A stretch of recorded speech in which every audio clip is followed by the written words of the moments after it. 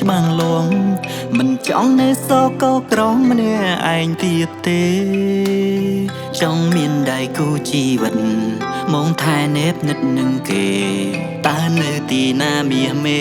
កើតឬនៅមិនចង់បានស្នេហ៍មួយឆាវតើមាននៅទីណាទៅឆាប់ចេញមុខមកអីលើខ្ញុំចង់ឃើញអូយរូបរាងយ៉ាងម៉េចចាំងឬក៏ជាក្មេងសាកស្រមៃលេងលេងខ្ញុំអស់ដល់ហើយគូខ្ញុំអើយគូខ្ញុំអើយនៅទីណាអន្តរសាចង់ឃើញមុខចង់កាន់ដៃអោខ្លាំងភ័យខ្លាំងក្នុងហារតីចូលដល់វ័យខ្ញុំចង់មានស្នេហាខ្លួនខ្ញុំអើយគិតដល់ណាជប់ត្រាំមកតែម្នាក់ឯងឡើងសក់ស្កើឲ្យធ្វើម្ដេញបើសូភាពមិនចេញញ៉ាយផងអីលើធ្វើម្ដេញទៅសារៈមន្ទីរហើយ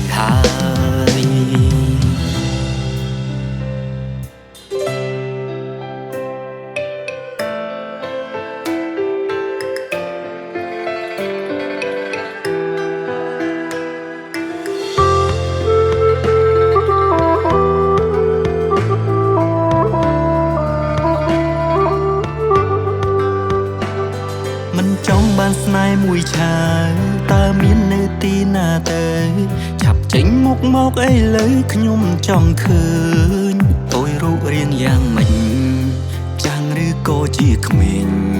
សាកស្រមៃលេងខ្ញុំអស់ដល់ហើយគូខ្ញុំអើយនៅទីណាអន្តរសាចង់ឃើញមុខចង់កាន់ដៃអោខ្លាំងភ័យខ្លាំងក្នុងហារតី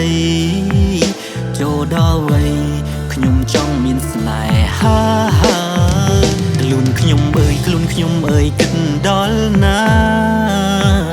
ជប់ត្រាំមកតែម្នាក់ឯងឡើងសក់ស្កើ